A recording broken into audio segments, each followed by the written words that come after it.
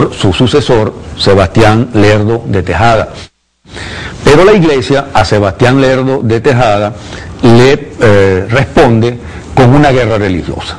Y otra vez estalla en México la guerra religiosa. Es una rebelión indígena que se desarrolla en el centro de México y que se conoce en la historia mexicana como la rebelión o la revuelta de los religioneros. Esa situación conflictiva enciende pues el centro de México, y aparece allí uno de los héroes de la lucha contra la invasión extranjera, que ha sido uno de los defensores de la ciudad de Puebla en 1862, de la gran victoria mexicana de Puebla en 1862, que es Porfirio Díaz.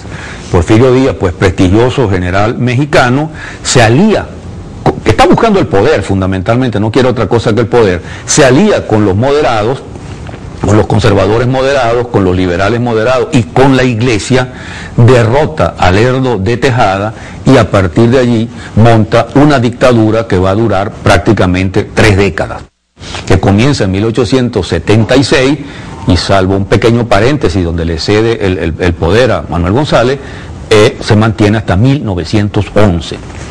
Esa dictadura es una dictadura derechista, desarrollista, y Porfirio Díaz, una de las cosas que hace es justamente dejar de lado las leyes de reforma y permitirle entonces a la Iglesia recuperar el terreno perdido en muchos campos, en la educación, en el control del pensamiento, etc. Es decir, buena parte del esfuerzo logrado por las leyes de reforma, y que ha costado una guerra civil, una intervención extranjera, se disuelve en buena parte en manos de Porfirio Díaz y su dictadura. Ese crecimiento del poder de la Iglesia se acompaña también, producto de las políticas desarrollistas de Porfirio Díaz, de un empobrecimiento creciente del pueblo mexicano, y la Iglesia es uno de los factores de mantener a las masas mexicanas manipuladas y embrutecidas. Pero los pueblos siempre despiertan, y en 1911, después de las movilizaciones de Madero contra Porfirio Díaz, estalla la Gran Revolución Mexicana. La Iglesia, por supuesto, se ubica del lado del poder, del lado de la contrarrevolución.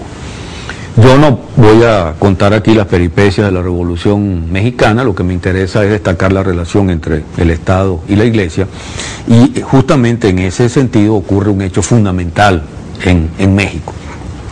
En 1917, bajo la dirección de Carranza, de Venustiano Carranza, se produce la reunión constitucional en Querétaro. Se reúne allí una constituyente convocada por Carranza, que va a aprobar una nueva constitución, la Constitución Mexicana de 1917.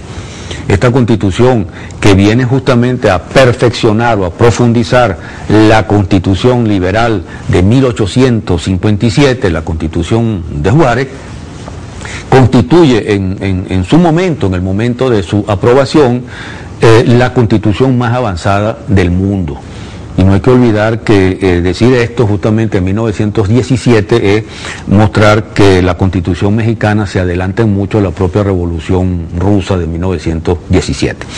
Esa Constitución, por supuesto, aparte de una serie de artículos importantísimos desde el punto de vista de la propiedad de la tierra, desde el punto de vista de la propiedad del Estado sobre los bienes estratégicos y otras cosas que en este momento no son lo que me interesa, desde el punto de vista de la relación Iglesia y Estado, aprueban varios artículos que son fundamentales. Ahí hay 3 artículos claves, pero particularmente 2 de ellos me interesan en este momento. El artículo 3 y el artículo 130, que la Iglesia se niega rotundamente a aceptar. En esencia, lo que dicen esos artículos es lo siguiente. En primer lugar, se le desconoce a la Iglesia personalidad jurídica. La Iglesia mexicana pierde personalidad jurídica. 2, se sujeta a los sacerdotes al registro público y se ratifica que se les elimina todo fuero religioso. 3, se establece claramente la enseñanza laica. La enseñanza a todos los niveles depende del Estado y la Iglesia queda fuera de la enseñanza. 4, se coloca la primaria bajo control estatal y se prohíbe que las escuelas puedan ser dirigidas por curas o por corporaciones religiosas. Quinto, se hacen pasar los templos católicos, al dominio de la nación. Los templos pasan a ser templos estatales. Y sexto, se prohíbe cualquier culto religioso fuera de los templos. Esto es verdaderamente algo que, salvo algunas cosas logradas en Colombia a mediados del siglo XIX y perdidas poco después, no se ha logrado en ningún país de América Latina y en ningún país de Europa. Pero la revolución, una vez aprobados estos artículos fundamentales, con la protesta de la Iglesia, tiene otras prioridades, tiene otros problemas urgentes, y el hecho es que esos artículos se quedan fundamentalmente en el papel, no son aplicados. Y solo son aplicados a partir de 1926. Y en 1926 es el presidente Plutarco Elías Calle el que decide aplicar estos artículos de la Constitución. Y eso lleva a que la Iglesia se lance otra vez, con apoyo campesino, con apoyo de masas fanatizadas, a una auténtica guerra de religión. Y esta va a ser una verdadera guerra de religión, mucho más que la de los religioneros. El presidente electo en 1928, que es Álvaro Obregón, para ejercer un segundo periodo, es asesinado por un joven católico, León Toral, que dice que Dios le dijo que matara al presidente electo. La Iglesia, ante la aplicación de estos artículos, declara una huelga de servicios religiosos.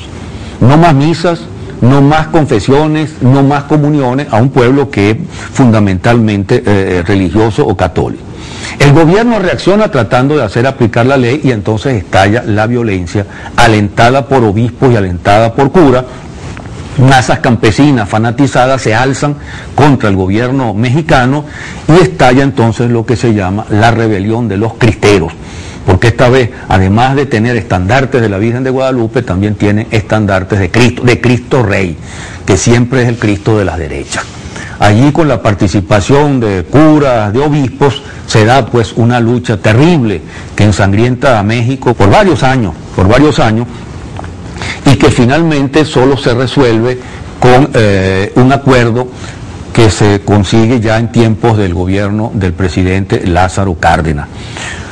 A partir de allí pues se disminuye haciendo algunas concesiones ese conflicto, el conflicto desaparece y los sucesores de Lázaro Cárdenas, que son Ávila Camacho y Miguel Alemán, logran prácticamente hacerle nuevas concesiones a la Iglesia, prácticamente congelando la mayor parte de estas leyes.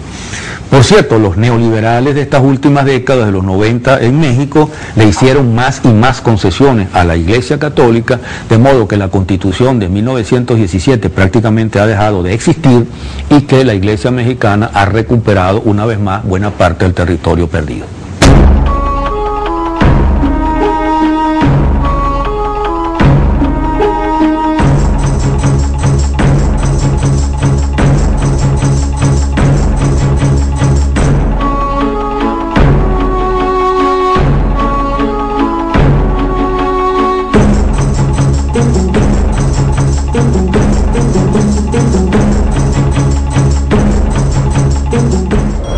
Este programa, PDVSA Centro de Arte La Estancia cambia tu forma de vivir la cultura.